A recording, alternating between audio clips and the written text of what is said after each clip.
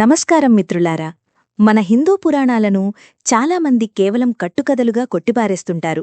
దేవుళ్ళు, రాక్షసులు, అద్భుత శక్తులు ఇవన్నీ వినడానికి బావుంటాయి కాని నిజంగా ఇవన్నీ జరిగాయా అని సందేహం వ్యక్తం చేస్తారు. కాని ప్రాచీన కాలపు ఋషులు, ఆ కాలపు శాస్త్రవేత్తలు ఎంతో లోతైన సైన్స్ను, చరిత్రను సాధారణ ప్రజలకు సులభంగా అర్థమయ్యేలా చెప్పేందుకు కథల రూపాన్ని ఎంచుకున్నారు. ఈ కథలలోని నిజాలు ఇప్పుడు ఆధునిక శాస్త్రవేత్తలను సైతం ఆశ్చర్యపరుస్తున్నాయి. ఈరోజు మనం హిందూ పురాణాల వెనుక ఉన్న కొన్ని ఆశ్చర్యకరమైన సైంటిఫిక్ నిజాలను తెలుసుకుందాం. వీడియోని చివరి వరకు చూడండి. పాయింట్ 1. విష్ణు దశావతారాలు. డార్విన్ జీవపరిణామ సిద్ధాంతం. Dashavatar and evolution. Charles Darwin ప్రతిపాదించిన థియరీ ఆఫ్ ఎవల్యూషన్ గురించి మనందరికీ తెలుసు. భూమిపై జీవం నీటిలో మొదలై నెమ్మదిగా మనిషిగా ఎలా పరిణామం చెందిందో ఈ సిద్ధాంతం వివరిస్తోంది. అయితే వేల సంవత్సరాల క్రితమే వేదకాలపు ప్రజలు విష్ణువు దశావతారాల కథ ద్వారా ఈ పరిణామ సిద్ధాంతాన్ని వివరించారు. అది ఎలాగో చూద్దాం. మత్స్యావతారం, చేప. భూమిపై మొట్టమొదటి జీవులు నీటిలో ఉద్భవించాయనడానికి సంకేతం. కూర్మావతారం, తాబేలు. పరిణామక్రమంలో నీటిలో భూమిపై జీవించే ఉభయచర జీవులు పుట్టాయి. వరాహావతారం, పంది. ఆ తర్వాత అడవుల్లో పూర్తిగా భూమిపై జీవించే జంతువులు ఏర్పడ్డాయి. నరసింహావతారం, సగం జంతువు సగం మనిషి. జంతువుల ఏప్స్ నుండి మనిషిగా పరిణామం చెందే మధ్యస్థ దశ. వామనావతారం, మరుగుజ్జు. పరిపూర్ణంగా ఎదగని మనిషి రూపం. పరశురామావతారం, ఆయుధం పట్టిన మనిషి. ఆయుధాలు తయారు చేయడం, వేటాడటం నేర్చుకున్న ఆదిమానవుడు. రామావతారం, ఒక క్రమపద్ధతిలో ధర్మబద్ధంగా జీవించే నాగరికుడైన మానవుడు. కృష్ణావతారం, తెలివైన, రాజకీయాలు మరియు వ్యూహాలు తెలిసిన ఆధునిక మానవుడు. ఈ 9వ అవతారం కొందరు గౌతమ బుద్ధుడు అని భావిస్తే, మరికొందరు శ్రీకృష్ణుడి సోదరుడైన బలరాముడు అని చెబుతారు. జీవపరిణామ క్రమం, ఎవల్యూషన్ దృష్టిలో చూసుకుంటే ఈ 9వ దశ నాటికి మానవుడు పూర్తిగా అభివృద్ధి చెంది ప్రస్తుత ఆధునిక స్థాయికి చేరుకున్నాడు. కాబట్టి మానవ పరిణామానికి సంబంధించి ఇంకా నిరూపించడానికి కొత్తగా ఏమీ మిగలలేదని ఈ అవతారం సూచిస్తుంది. 10వ అవతారం, కల్కి అవతారం. దశావతారాలలో 10వ మరియు తుది అవతారం కల్కి. పురాణాల ప్రకారం విష్ణువు కల్కి అవతారంలో ఒక తెల్లటి గుర్రం మీద వస్తాడు. మనం ఇప్పుడు జీవిస్తున్న ఈ కాలాన్ని కలియుగం అంటారు.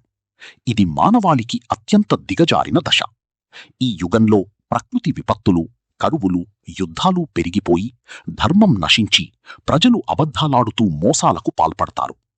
ఇలాంటి కలియుగాంతంలో మిగిలి ఉన్న చెడును మరియు దుష్టశక్తులను పూర్తిగా నాశనం చెయ్యడానికి విష్ణువు కల్కిగా అవతరిస్తాడు. ఇక్కడొక ఆసక్తికరమైన విషయం ఏమిటంటే, లయకారుడైన శివుడు ఈ విశ్వాన్ని మొత్తం ఒకేసారి నాశనం చేస్తే బిగ్ క్రంచ్, కల్కి మాత్రం చెడును ఒక్కొక్కటిగా నాశనం చేస్తాడు. చూశారా? ఆధునిక సైన్స్ చెప్పిన జీవపరిణామ క్రమాన్ని 10 అవతారాల రూపంలో మన ప్రాచీనులు ఎంత అద్భుతంగా, శాస్త్రీయంగా చెప్పారో. పాయింట్ 2. బిగ్ బ్యాంగ్ థియరీ మరియు బ్రహ్మ పుట్టుక. Big bang theory and Brahma's birth. ఈ విశ్వం ఎలా పుట్టింది? ఆధునిక సైన్స్ చెప్పే బిగ్ బ్యాంగ్ థియరీ ప్రకారం అత్యంత సాంద్రత కలిగిన ఒకే ఒక్క చిన్న బిందువు విస్ఫోటనం చెంది, అంటే విస్తరించి, ఈ విశ్వం ఏర్పడింది అని చెప్తున్నారు. మన హిందూ పురాణాలలో బ్రహ్మ పుట్టుక గురించి 2 కథలు ప్రాచుర్యంలో ఉన్నాయి. మొదటిది, అత్యున్నత శక్తి అయిన బ్రహ్మన్ మరియు మాయ కలిసి ఒక విత్తనాన్ని నీటిలో నాటగా అది ఒక బంగారు గుడ్డుగా మారి, పగిలి, అందులో నుండి బ్రహ్మ మరియు ఈ విశ్వం ఉద్భవించారు అని ఉంది.